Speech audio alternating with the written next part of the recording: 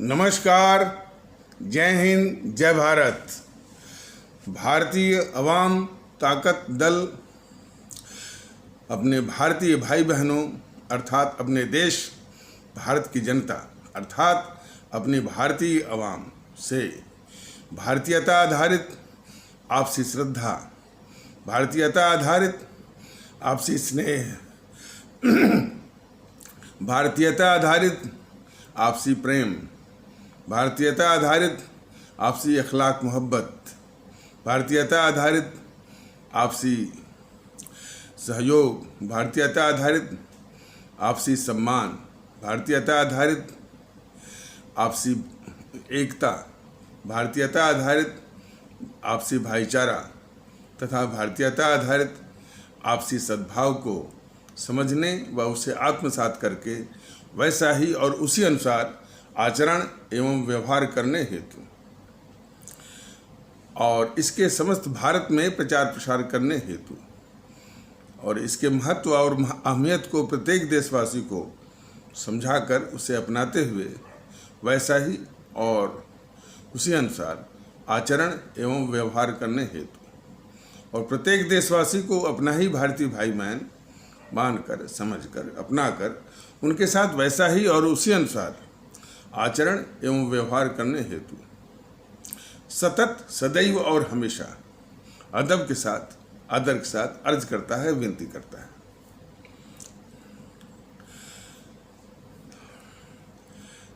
जो ट्रेंड आ रहे हैं और जो इस तरह की सूचनाएं और इतला मिल रही है, हमारे भारतीय भाई बहन भारतीय एकता में अपना विश्वास प्रकट कर रहे हैं, इसमें शरीक हो रहे हैं और उनका विश्वास दिन ब दिन दृढ़ और दृढ़तर बनता जा रहा है। इससे भारतीय जनता के दल को यकीन अब हो चला है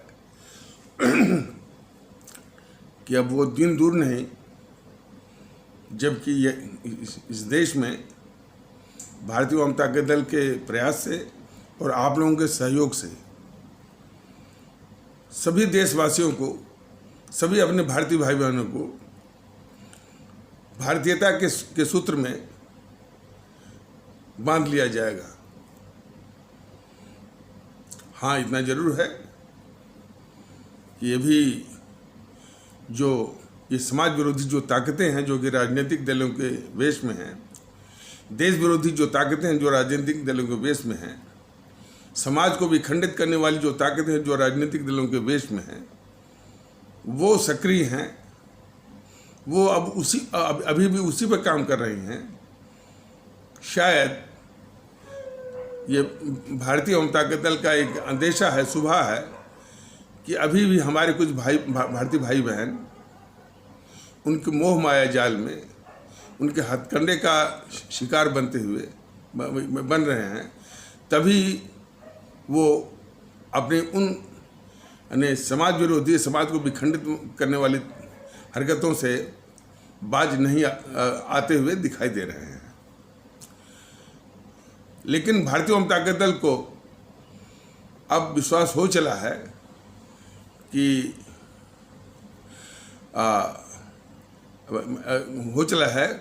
भारतीय जनता का दल आप लोगों के सहयोग से पूरे देशवासियों को भारतीयता के सूत्र में बांध के रहेगा।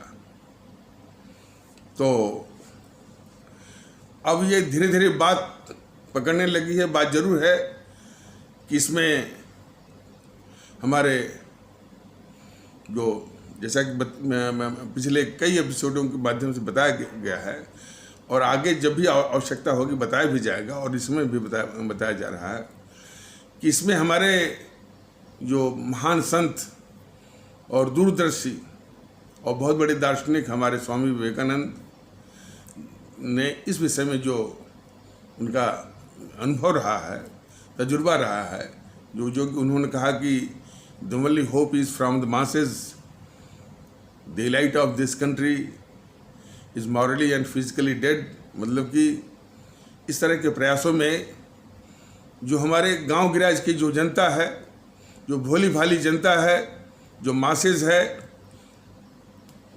और जो गरीब और मजलूम हमारे भारतीय भाई बहन हैं, उनसे सबसे अधिक आपको सहयोग मिलेगा। ये तजुर्बा हमारे स्वामी विवेकानंद ने दी थी। इस देश का जो संभ्रांत वर्ग है और जो सामंतशाही दृष्टिकोण के हैं, कट्टरवादी दृष्टिकोण के हैं, वो उनसे सहयोग मिलता है, धीरे धीरे मिलता है। वो दुबके रहते हैं, उनमें एक जड़ता है। ये बीमारी आज के लिए बहुत ऐतिहासिक बीमारी है, वो उससे भी आएगा। लेकिन भारतीय जनता दल को पूरा विश्वास है कि भारतीयता के ज्ञान का प्रकाश वहाँ जो अंधकार फैला हुआ है वहाँ भी पहुँचाएगा। उनकी जो मानसिक जड़ता को तोड़ेगा, और जो भारतीयता को समझने के लिए, भारतीयता को महत्व देने के लिए, देश को महत्व देने के लिए जो उनकी एक मानसिक कुंठा बनी हुई है, उस कुंठा को भी तोड़ेगा और सबको साथ में लाएगा। तो ये उसको पूरा विश्वास है।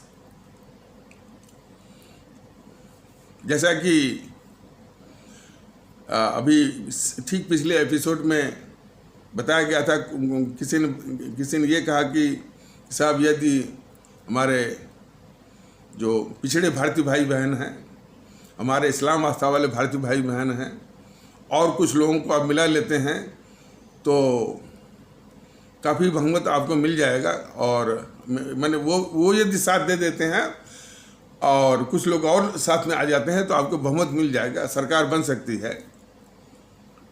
हमारा स्पष्ट कहना है कि सरकार बनाना ये लक्ष्य नहीं है। लक्ष्य है कि यानी समाज का कोई भी, हमारे भारतीय समाज का कोई भी हमारा भारतीय भाई बहन इससे छूट नहीं जाए, कोई भी तबका इससे छूट नहीं जाए।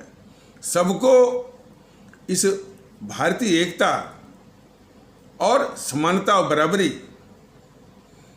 चूँकि ये विचार भारतीय जनता दल का स्वयं का नहीं है।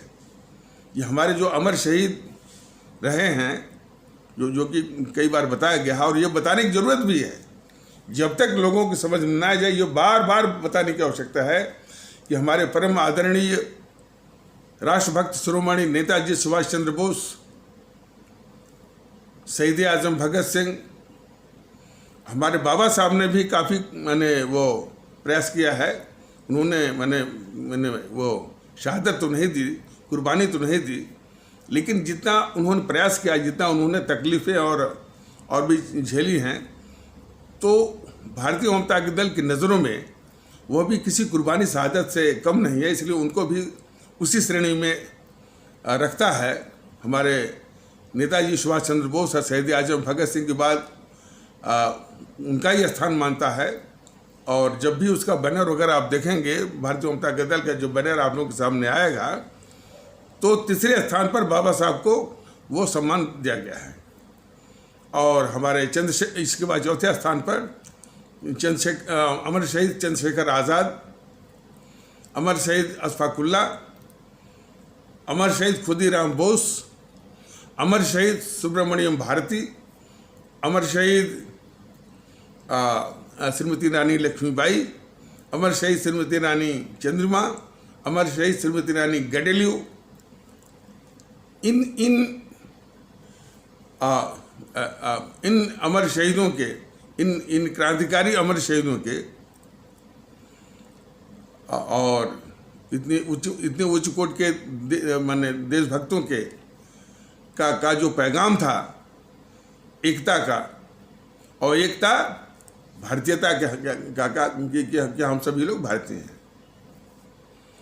और ये बहुत हर्ष का विषय है कि उनका यही पैगाम हमारे भारतीय संविधान में परिलक्षित हुआ। और भारतीय संविधान हम सभी को ये आदेश देता है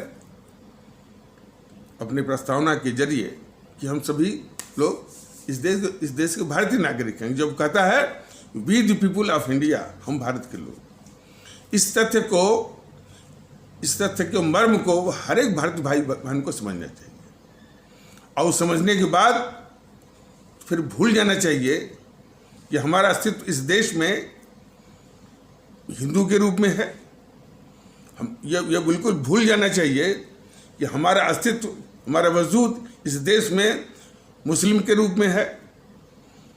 ये भूल जाना चाहिए कि हमारा अस्तित्व इस देश में ईसाई के रूप में है।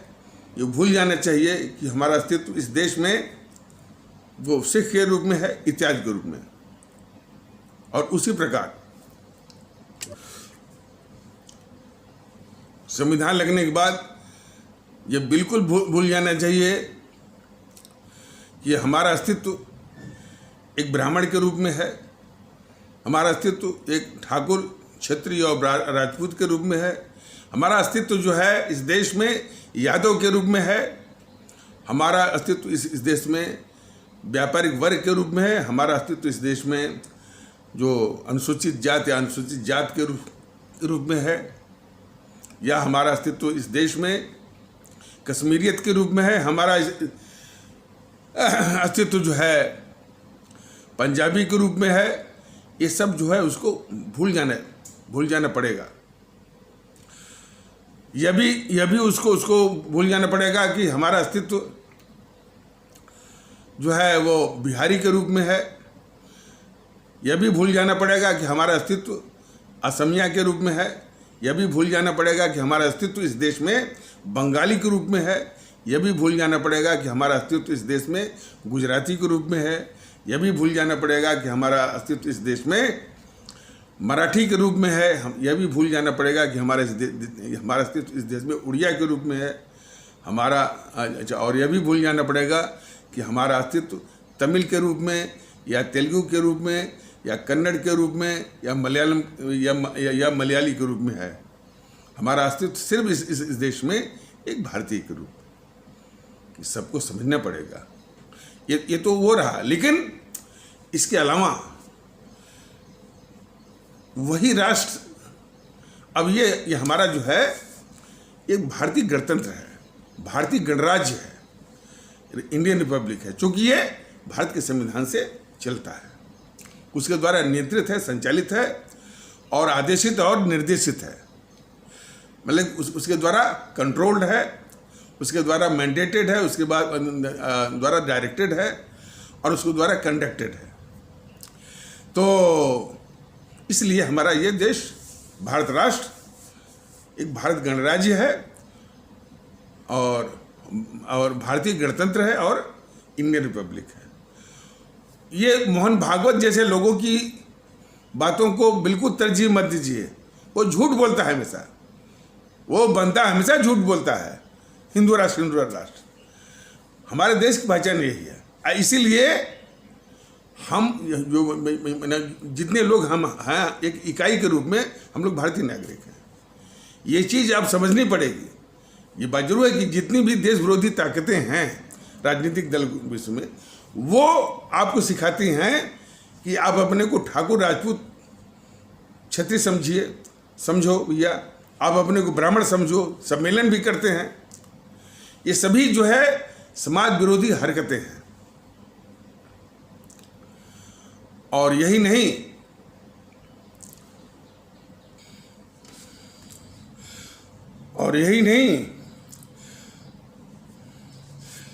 इनके समाज को बांटने की जो प्रवृत्ति है यहाँ तक गिर जाती है। और इतने ये घटिया मानसिकता के लोग हैं कि समाज को तो बांटते ही हैं। देखिए, समाज में हमारा जो जातिवाद एक बुराई है, उसी को समाप्त करने के लिए ये भारतीयता के अस्त्र की आवश्यकता है। और सभी लोग यदि भारतीयता अपना लें तो जातिवाद भी आपका समाप्त हो जाएगा, सांप्रदायिकता भी समाप्त हो जाएगी, भाषावाद और प्रांतवाद की जो कट्टरता है यानी वो भी वो चली जाएगी, और क्षेत्रवाद, समूहवाद, इस प्रकार के जितने भी जहरवाद हैं सबका निदान हो जाएगा। और इस तरह की जो ताकतें जो कि माने जातिवाद की मानसिकता पर, सांप्रदायिकता की मानसिकता पर, भाषावाद, प्रांतवाद की मानसिकता पर, ये जो माने हमारे भारतीय समाज विरोधी ताकतें हैं, अपनी राजनीति और माने वोट सत्ता की जो खेल खेलती हैं, उसका साजिश करती हैं, ये ताकतें भी समाप्त हो जाएंगी। तो लेकिन जरा देखिए, ये बांटने में इतनी मानसिकता इनकी घटिया है कि ये हमारे जो ईश्वर को भी नहीं बख्शते हैं। वो अब तक हम लोगों ने पढ़ा कि ईश्वर अल्लाह तेरे नाम, मतलब ईश्वर है, अल्लाह या खुदा है या गॉड है या वाहिगुरु है या कोई भी हस्ती है, कोई भेद नहीं है। वो हस्ती, वो ताकत तो एक ही है। किस रूप में देखा जाए ये उसके ऊपर निर्भर करता है, और किसी भी रूप में वो देखने को आज़ाद है, स्वतंत्र है। लेकिन ये ईश्वर में ही नहीं, राम अलग हैं, परशुराम अलग हैं, और प्रभु कृष्ण अलग हैं। कोई कह रहा था कि वो अखिलेश कह रहा था कि हम जो है वो श्री कृष्ण के वंशज हैं। इस तरह की मानसिकता आप लोगों ने देखा होगा कि ये जो डकैत हैं, जिसे सोनिया गांधी वगैरह को सब दिखाते हैं, उसके चमचे दुर्गा का रूप। बताइए, माता दुर्गा का भी अपमान। कभी कभी वसुंधरा राजे को दिखाते हैं दुर्गा के रूप में, कभी कभी उसको ममता बनर्जी को दिखाते हैं।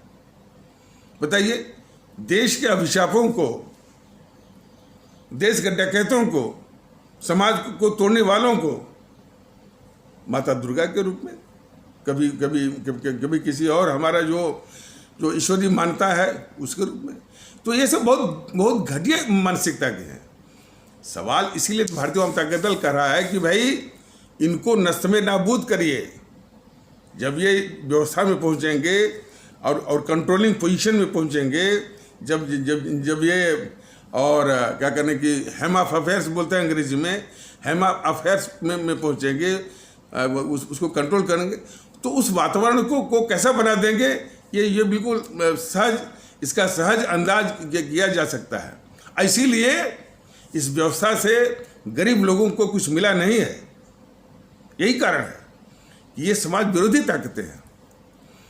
तो समाजवादी क्या कहती है कि हम यदि राम मंदिर बनेगा तो हम परशुराम की मूर्ति लगाएंगे। एक तो उसका अखिलेश बोलता है कि हम जो है वो कृष्ण जी के वंशज हैं। अरे भाई, वंशज होने की क्या बात है? ये पूरी दुनिया जो है वो प्रभु कृष्ण के आशीर्वाद से है, प्रभु राम के आशीर्वाद से है, प्रभु जो उनके अवतार हैं, माने जो प्रभु परशुराम के आशीर्वाद से है, अल्लाह के आशीर्वाद से, खुदा के आशीर्वाद से। वंशज की बात कहाँ से आ गई? वंशज कहने की मानसिकता वही है कि किसी को दुर्गा के रूप में दिखा देना, किसी को जो है वो माने इस प्रकार और देवता के रूप में दिखा देना। तो ये एक तो ये समाज के सबसे माने मानसिकता के रूप में, भले ये रुपए पैसे पर सिस्टम पर काबिज हैं, लेकिन इनकी मानसिकता बहुत ही घटिया किस्म की है और समाज को तोड़ने वाली है, ईश्वरीय सत्ता को बांटने वाली है। तो हर तरह से भारतीय समाज के लिए ये त्याज्य है, इनको नष्ट में नाबूद करना होगा।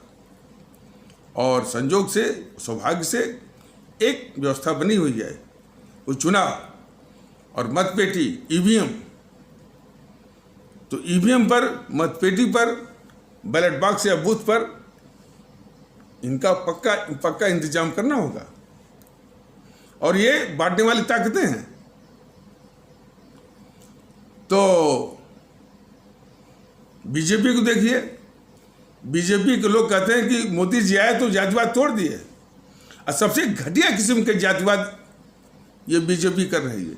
सारे हथकंडे वही अपना रही है, इसके पहले जो जीएनपीसी जातिवाद के नाम पर अपनाती रही है। मतलब कि उन जातियों में भी उप जातियां बांट करके उनमें आरक्षण, और फिर सवर्णों में 10% का आरक्षण। यह हमारे समस्त आदरणीय भारतीय भाई बहन, समस्त हमारे आदरणीय भारतीय अवाम के माध्यम से इन समाज विरोधी ताकतों जैसे कि बीजेपी है, बीजेपी टाइप के, उनको बताना चाहती है कि आरक्षण सामाजिक न्याय नहीं, आरक्षण जो है सामाजिक न्याय नहीं है। आरक्षण इस देश का सबसे बड़ा अभिशाप है, सबसे बड़ी विभीषिका है। हर तरह से जिनके नाम पर आरक्षण है, और जो आरक्षण से माने जो आरक्षण की मार झेल रहे हैं बच्चे हमारे, उनके लिए भी और देश के लिए भी अभिशाप है। जिनको आरक्षण मिला हुआ है, यह बात जो बताई जा रही है, हमारे पिछड़े भारतीय भाई बहन, जिनको आप लोग जो अनुसूचित जनजाति के रूप में जानते हैं, लेकिन भारतीय जनता दल इन शब्दों से उनको नहीं नवाजता है, उनको बस एक ही सम्मान देता है, हमारे पिछड़े भारतीय भाई बहन। तो पिछड़े भारतीय भाई बहन भी अब कहना शुरू कर दिए हैं कि आरक्षण जो है हमारी प्रतिभा को मारता है। बात सही है कि जो प्रतिभा हमारे जो माने साधनहीन भारतीय भाई बहन हैं, उनकी प्रतिभा 100% की है, कहीं कहीं तो 100% से ज़्यादा भी है। उस प्रतिभा को ये स्ट्रैंगुलेट कर देते हैं, उसका गला दबा देते हैं, उसका गला घोंट देते हैं, उसको वहीं पर उसको कुंद कर देते हैं 20% पर। उसको प्रतिष्ठा तब मिलेगी जबकि उसको पूरी माने जितना उसका आयाम है विकास करने का, उसको पूरा प्रतिभाशाली बनने का, उतना उसको मौका दिया जाए। मान लीजिए बाबा साहब को भी ऐसे दिया गया होता, उनको आरक्षण के जरिए 20% पर आरक्षण से, तो क्या वो बाबा साहब बनते? वो इस देश के लिए अम्बेडकर बनते? इस देश के लिए इतना बड़ा हीरा बनते? कदापि नहीं, कभी भी नहीं। जो वो नौकरी करते थे राजा बड़ौदा, वो राजा गायकवाड़ जो यहाँ बड़ौदा के, तो वहाँ के राजा गायकवाड़ ने देखा कि भाई ये तो नौकरी क्या है, ये तो नौकरी तो इनके लिए है ही नहीं, ये तो देश का बहुत देश के लिए बहुत कीमती हीरा बनने लायक हैं, बनना है इनको। तो उन्होंने कहा कि भाई अम्बेडकर जी आपको नौकरी नहीं करना है, आप अध्ययन करिए, आप पढ़िए, मेहनत करिए, परिश्रम करिए, और जहाँ भी आप पढ़ना चाहे पढ़िए, आपको पूरी आर्थिक मदद मिलेगी। राजा गायकवाड़ ने हमारे अम्बेडकर जी के लिए पूरी व्यवस्था किया, हर जगह पढ़े लिखे, तब जाकर के वो हमारे देश के लिए वो डॉक्टर B.R. अम्बेडकर बने, और इतना कीमती और इतने विचारों वाला। कल हम बल्कि ये किसी चैनल पर सुन रहे थे, उनकी बातें जो है मैंने कितनी कीमती थी इस देश के लिए। यह बात भी लोगों को बताई नहीं कि इवन मायावती तक वो तक जो नाम बुनाती है उसको मालूम नहीं। हमारे बाबा साहब संविधान में केंद्र की सत्ता को प्रमुख मानते थे, और आज जरूरत वैसे काफी दिया गया है। राज्यों की शक्ति कम से कम, ये बाबा साहब की देन है। पंचायती राज के वो विरोधी थे, आज पंचायती राज के वो जो राजीव गांधी आकर के वो लागू कर दिया, पंचायती राज जो है वो एक जो है भ्रष्टाचार का केंद्र हो गया। जिस प्रकार एमएलए फंड एक जो है वो भ्रष्टाचार का केंद्र हो गया, एमपी लैड जो है वो करप्शन का एक अड्डा हो गया। बाकी तो जो है ठेकेदारी फलाने ठिकाने में तो वो तो भ्रष्टाचार है ही। और पंचायती राज में प्रधान वगैरह जो प्रधान, ब्लॉक प्रमुख और जो है वो जिला पंचायत अध्यक्ष, सीडीओ वगैरह जो तमाम ये करप्शन के अड्डे हैं। यह बात हमारे बाबा साहब ने जिसमें संविधान पर बहस हो रही थी, यानी 47-48 के आसपास, 1947 से, तभी बोले थे, वो विरोधी थे। और भारतीय जनता दल भी इस बात का, और एक मजबूत केंद्र की बात।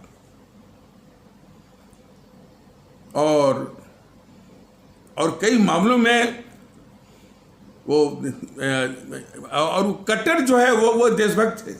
देश को कैसे मजबूत किया जाए, उनका हर समय वो वक्तव्य रहा है, जिसमें ये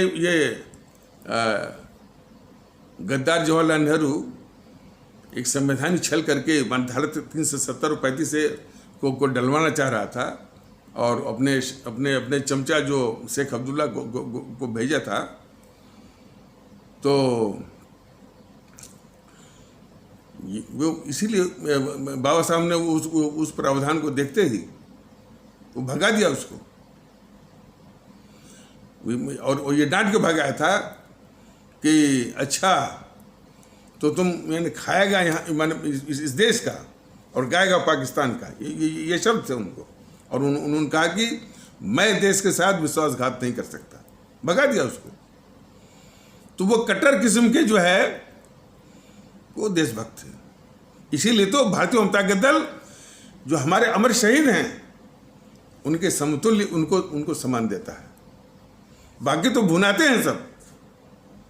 जब जयंती उनकी आती है तो बस वो उनके जन्मदिन का, उनके जो है वो पुण्यतिथि का, बाकी दिन और अंदर फैलाए हुए हैं। देखिए एक चीज एक कड़वी सच्चाई है, अंदर ये फैलाए हुए हैं, माने जो आरक्षण की मार झेल रहे हैं जो तबका, उसमें ये बात फैलाए हुए हैं कि यही अंबेडकर ही तो है जिसने संविधान बनाया और उसी संविधान में इसने आरक्षण डाल दिया।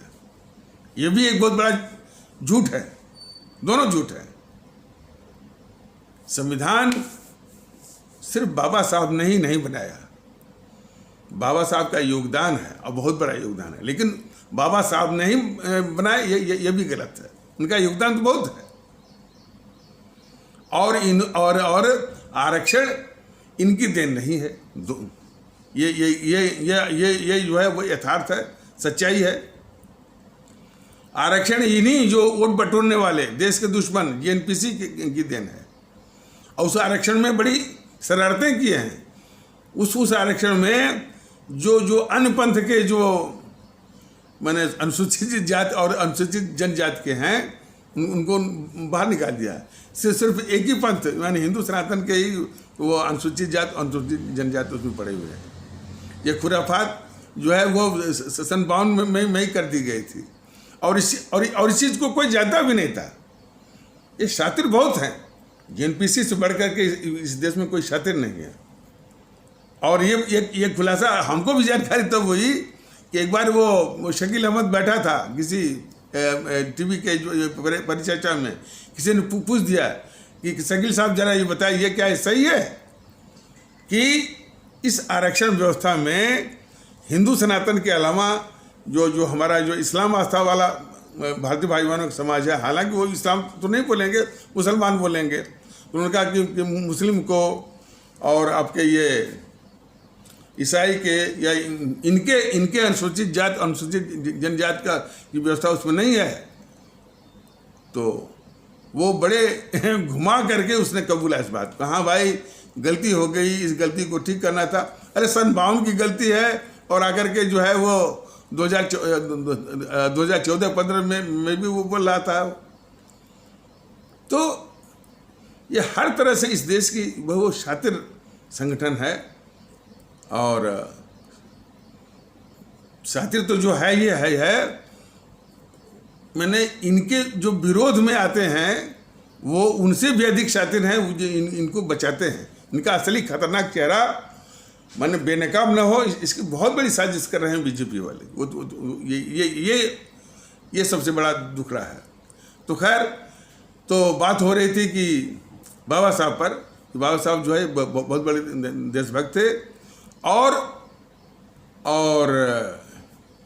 ये भी बताया गया कि एक बार उनसे किसी ने सवाल किया था कि मान लीजिए आपके सामने कोई ऐसी परिस्थिति आ जाए कि देश को बचाना है, और आप जो है ये हमारे जो पिछड़े भारतीय भाई बहन अर्थात अनुसूचित जाति अनुसूचित जनजाति के लिए जो उनके उत्थान के लिए अभियान चला रहे हैं, तो आप क्या करेंगे?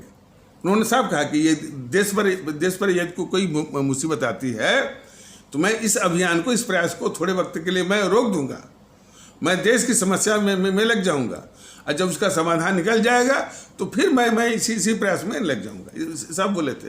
लेकिन इसको भी मायावती जैसे बेवकूफ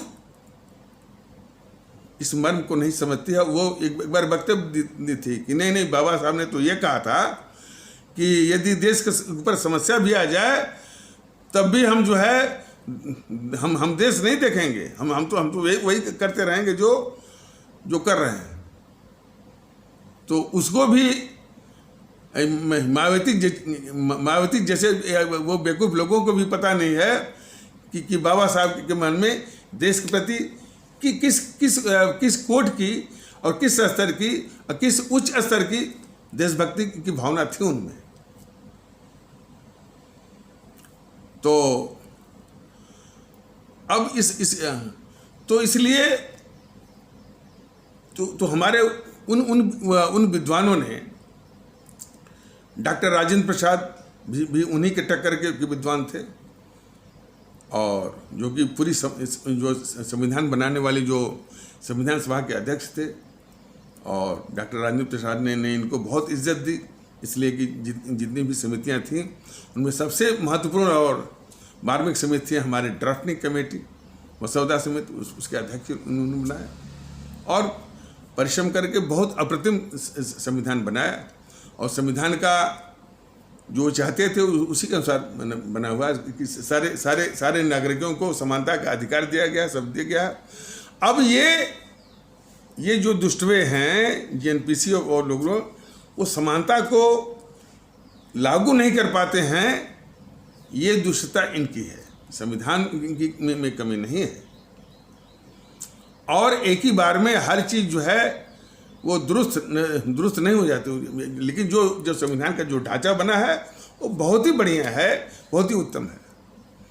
उसमें भारतीय जनता दल से के अनुसार दो एक संशोधन की आवश्यकता है। एक तो उन्होंने मैंने इस देश को एक संघ माना है, संघ की जरूरत ही नहीं है। जरूरत है कि हम इस देश को पूरा एक मुश्त माने कि भारत है। तो जो शुरुआती जो उसकी मैंने शुरुआती वाक्य संविधान का अंग्रेजी में कहा गया, India that is Bharat A union of states, इसी में संशोधन करने की जरूरत है कि एक तो इंडिया शब्द को निकाल देना है, इसका नाम सिर्फ वो भारत होना चाहिए।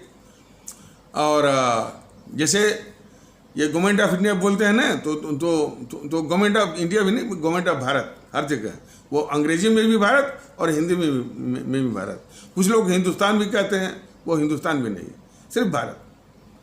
तो वो संशोधन बना भारतीय जनता दल के अनुसार ऐसा होना चाहिए कि Bharat with states as its administrative units, Bharat अपने जो राज्य हैं इनकी प्रशासनिक इकाइयों सहित, बस तो राज्य क्या है, इसकी प्रशासनिक इकाई है, संघ नहीं है। तो ये करने से ही ये देश हमारा जो बाबा साहब के विचारों की पुष्टि होगी। और एक बार ये भी देश को जानना चाहिए कि किसी पत्रकार ने जो पूछा था उनसे कि सर जरा ये बताइए कि एक वाक्य में इस संविधान की विशेषता को बता दीजिए। तो उन्होंने कहा कि जो संविधान हमारा है, इसका शरीर सिर्फ संघात्मक है, फेडरल है, लेकिन इसकी आत्मा एकात्मक है, यूनिटरी है। बात सही है।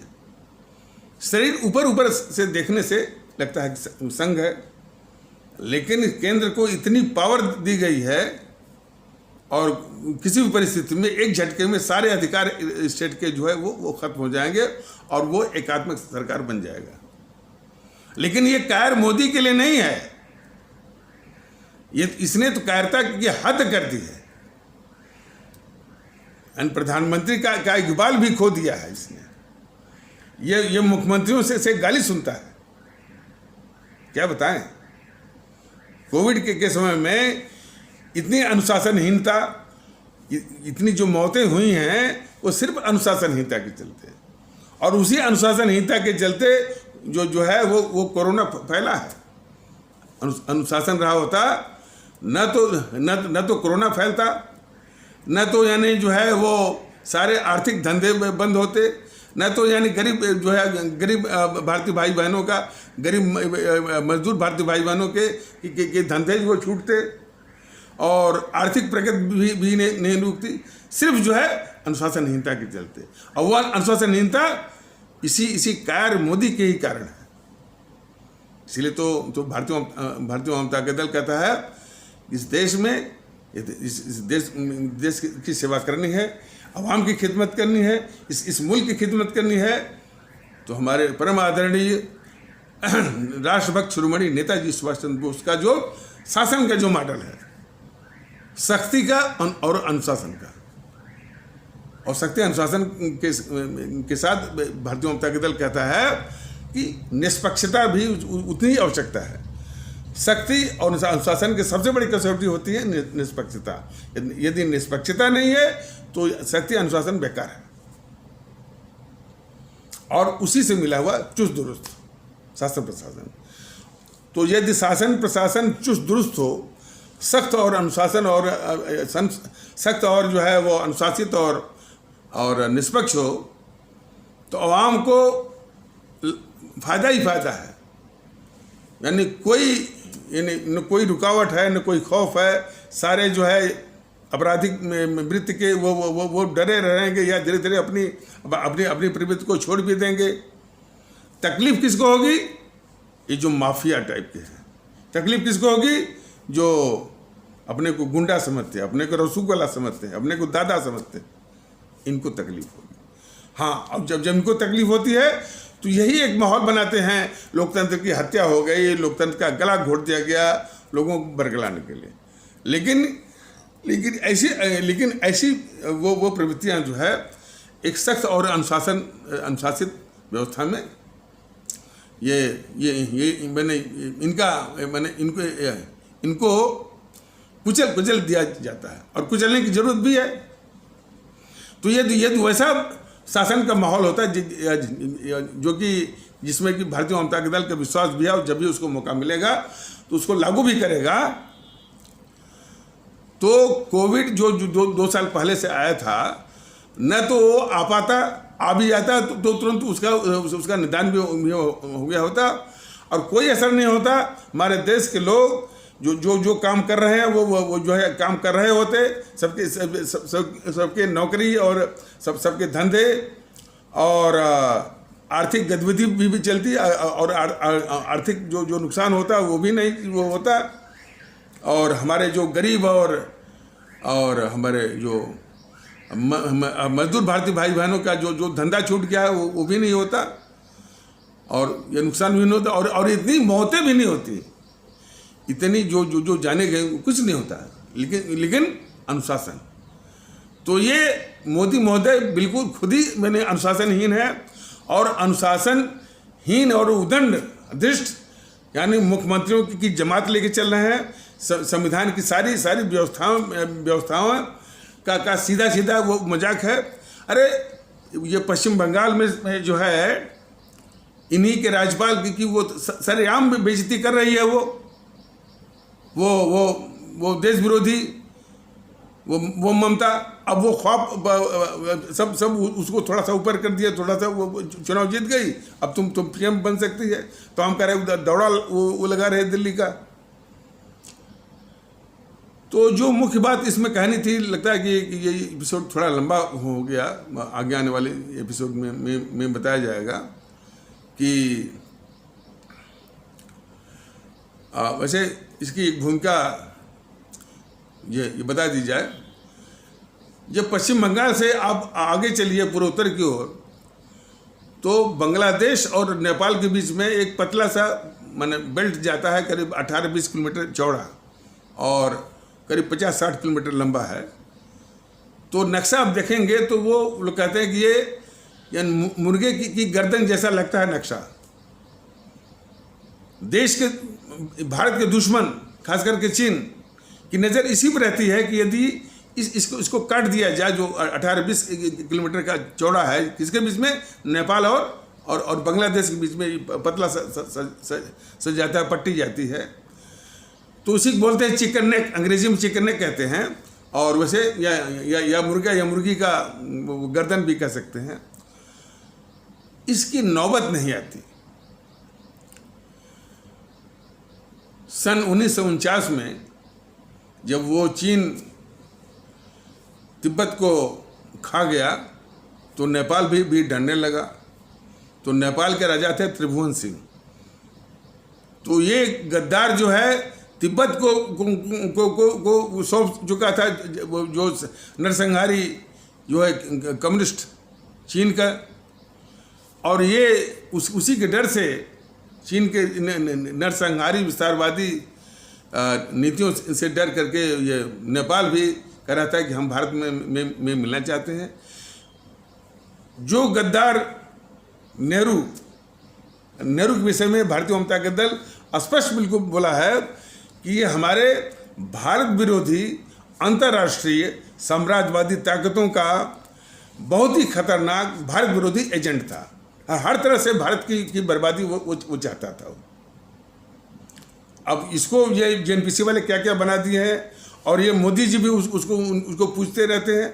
यही तो मोदी जी की सबसे बड़ी गद्दारी है कि जेएनपीसी के सारे गद्दारों को जो है ये आदर्श मानते हैं, पूछते हैं। तो खैर अब उस पर अलग से बोला जाएगा। तो उससे डर करके ये त्रिभुवन सिंह जो इसके राजा थे नेपाल के, वो कहे कि हम मिलना चाहते हैं। तो जो तिब्बत को थमा चुका था चीन को, तो वो नेपाल को मिलाएगा भारत में, वो मिलने नहीं दिया इसने। वो गद्दार, ये देश का सबसे बड़ा गद्दार नेहरू, जवाहरलाल नेहरू, नेपाल को भारत में मिलने नहीं दिया। और जब 1971 की जो लड़ाई, जिसमें भी फिर ये जेएनपीसी के चमचे तमगा लुटवाते हैं पूरे, माने उसके द्वारा इसने पाकिस्तान को 2 टुकड़े कर दिया, पाकिस्तान को 2 टुकड़े कर दिया। इसने इतनी गद्दारियां की इसे इंदिरा ने, और बहुत बड़ी गद्दार थी। एक तो इसके गद्दारी के कई नमूने हैं। सन 65 की जो लड़ाई थी, जिसमें हमारी भारतीय सेना ने अपनी कुर्बानी देकर के, हम अपने सैनिकों की कुर्बानी शहादत देकर के लाहौर तक जमीन जीती थी, वो ज़मीन जो है वापस पाकिस्तान को दिलाने के लिए ही जो है इसने हमारे तत्कालीन प्रधानमंत्री शास्त्री जी को मरवा दिया।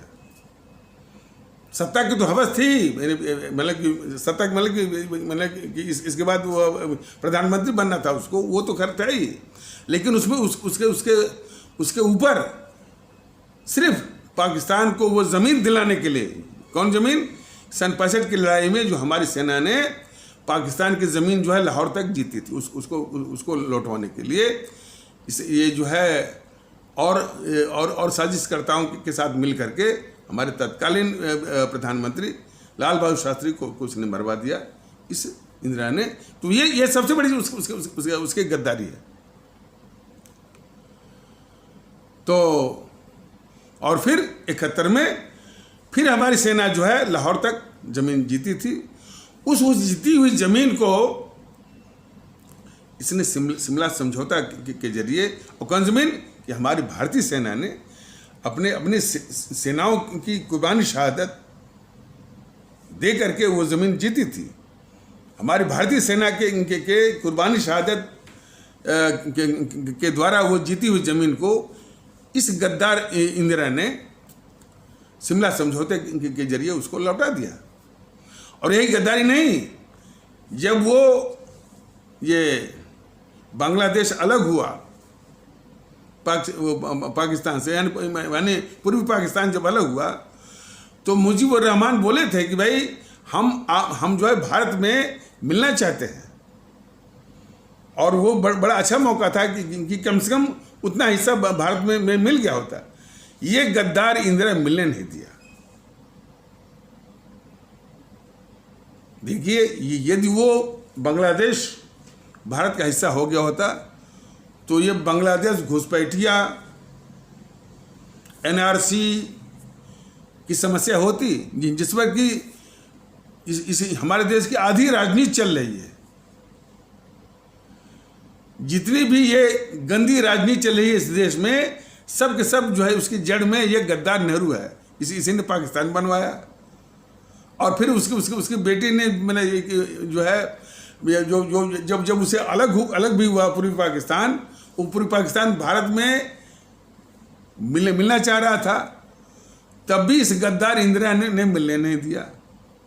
लेकिन जरा कल्पना करिए हमारे आदरणीय भारतीय भाई बहन, हमारे आदरणीय भारतीय अवाम, कि यदि ये बांग्लादेश अपने भारत में होता तो बांग्लादेश घुसपैठिया और एनआरसी की भी समस्या नहीं होती। और सबसे बड़ा लाभ होता कि यदि नेपाल भी साथ में होता और ये बांग्लादेश भी अपने साथ में होता, तो जो ये चिकन नेक वाली जो समस्या है जो भारत से जूझ रहा है, और जिस पर कि दुश्मन चीन की नज़र वो गड़ी रहती है, डोकलाम का मुद्दा इसीलिए ना सोच रहा था कि डोकलाम तक वो सड़क वो बना लेगा तो उस चिकन नेक को या मुर्गा या मुर्गी के गर्दन को काट देगा। और देश के दुश्मन ये बोला भी करते हैं। एक बार कोई शर्जील अहमद, ये कट्टरवादी, वो जामिया मिलिया में या अलीगढ़ मुस्लिम यूनिवर्सिटी में बोला था कि यदि हम वो चिकन नेक को काट दें तो उतना भारत जो है अलग हो जाएगा। देश के दुश्मन वो हमेशा ये बोला ही करते हैं। तो उस चिकन नेक की जो भारत के लिए जो इतना ये विपरीत और खतरे की स्थिति है, वो खतरे की स्थिति इन्हीं दो गद्दारों के कारण, वो जवाहरलाल नेहरू जो कि नेपाल को नहीं मिलने दिया, और उसकी बेटी जो वो भी गद्दार थी, जबकि पूर्वी पाकिस्तान अलग हुआ, वो भारत में मिलना चाह रहा था। इसने इस गद्दार इंदिरा ने मिलने नहीं दिया। इन्हीं दो के कारण जो है चिकन नेक की समस्या बनी रहती है। और वो दुश्मन चीन की नज़र हमेशा इसी पर रहती है। इसलिए डोकलाम की बात उसमें हुई थी। और देश तो ये भी जानता है कि डोकलाम के मुद्दे पर जब भारतीय सेना और चीनी सेना आमने सामने डटी रही करीब 1.5 महीने तक, शायद 1.5 महीने तक, उसी दौरान ये गद्दार उसी गद्दार खानदान का, नेहरू खानदान का गद्दार, गद्दारों को तो खानदान ही है। सबसे बड़ा गद्दार जो है नेहरू, उसकी बेटी गद्दार, फिर वो ये भी गद्दारी किया इसने, राजीव गांधी, और उसी का बेटा ये भी गद्दार। ये तो सरेआम छाती तान करके तो जिसमें हमारी भारतीय सेना करीब 2 साल पहले डोकलाम के मुद्दे पर आमने सामने थी और करीब 1.5 महीने थी, तो ये हमारे दुश्मन चीन के राजदूत से रात के अंधेरे में, रात के 12 बजे मिलता है, चोरी छिपे। जैसा कि पिछले कुछ एपिसोडों के माध्यम से बताया गया है, पहले ये झूठ बोलता रहा कि हम नहीं मिले। जब काफ़ी लोगों ने उसको घेरा, पत्रकारों ने घेरा, मीडिया ने जब घेरा, तब जाके कबूला कि नहीं हम मिले थे। बताइए, यानी हमारी सेना जो है दुश्मन की सेना के साथ वो तनतनी और युद्ध ऐसी स्थिति में फंसी हुई है, और ये दुश्मन के राजदूत से जाकर के चोरी छुपे रात के अंधेरे में मिलता है। तो इससे बड़ा गद्दार कौन है? लेकिन सिर्फ इतना ही कि हम उसको गद्दार बता दें, हमारे देश के लोग गद्दार समझ जाएं। गद्दार तो खैर है ही, लेकिन इस गद्दार को सारी सुविधा देने वाले ये मोदी जी हैं। जब इस कोरोना के पीरियड में हमारे सामान्य भारतीय भाई बहनों को बाहर जाना बड़ा मुश्किल था। दुबई में तमाम उसके वहाँ के जो व्यवस्थापक थे एयरपोर्ट के, काफ़ी उनके नखरे थे, और काफ़ी लोगों के टिकट जो है कैंसिल हो रहे थे। लोग निराश होकर के अपनी फ्लाइटें कैंसिल करा के लौट रहे थे। अब मुश्किल भी था। उस समय ये मोदी महोदय इस गद्दार राहुल गांधी के लिए पीएमओ से स्पेशल एयर इंडिया की फ्लाइट नई दिल्ली से दुबई से कतर से इटली या मिलन, एक शहर है जहाँ उसके रिश्तेदार नाना नानी पता नहीं रहते हैं। सवाल इस बात का है कि ये देखिए, मुख्य बातें हम कर नहीं पाते हैं, और भी बातें करनी है कि यानी व्यवस्थाएं क्या होंगी, और वातावरण जो है, किस वातावरण के विषय में भारतीय जनता दल सोचता है, क्या किस तरह की सेवाएं देनी है, उसका नमूना कुछ एपिसोड में दिया गया है, लेकिन फिर भी विस्तार से देने की आवश्यकता है। लेकिन सबसे जरूरी यह है कि इन देश विरोधी ताकतों का नष्ट नाबूद करना। वाराणसी में एक यूट्यूब में दिया गया था, वाराणसी में एक बोला था कि भैया हमको कुछ और नहीं देखना है, हमको वजूद की लड़ाई लड़नी है, हमको हिंदुत्व की रक्षा करनी है। अब उनको जाकर के भारतीय जनता दल सिखाएगा कि बिल्कुल सही कर रहे हैं, आप रेवड़ी को भूल जाइए कि ये विकास वो विकास, अस्तित्व की लड़ाई है, इस देश के अस्तित्व की लड़ाई है, और देश का अस्तित्व जो है बीजेपी के हाथों में बिल्कुल खतरे में है, इसलिए कि यह देश विरोधी ताकतों को पाल रहा है। ये पार्टी जो पाल रही है, मोदी जी पाल रहे हैं, और इनकी साजिश तो देखिए कि सारी देश विरोधी ताकतों को ये देश विरोधी और देश के गद्दार, देश के दुश्मन नहीं कहते हैं मोदी विरोधी। ये बहुत बड़ी साजिश है। तो आगे आने वाले एपिसोडों में इस साजिश का खुलासा भारतीय जनता दल करेगी कि देश विरोधियों को मोदी विरोध कह करके कितनी बड़ी साजिश ये कर रहे हैं देश के खिलाफ ये बीजेपी वाले। इसका खुलासा आगे आने वाले एपिसोडों में किया जाएगा। तो इन्हीं आवश्यक शब्दों के साथ इस आवश्यक परिचर्चा को यहीं पर विराम दिया जाता है। तब तक के लिए नमस्कार, जय हिंद, जय भारत।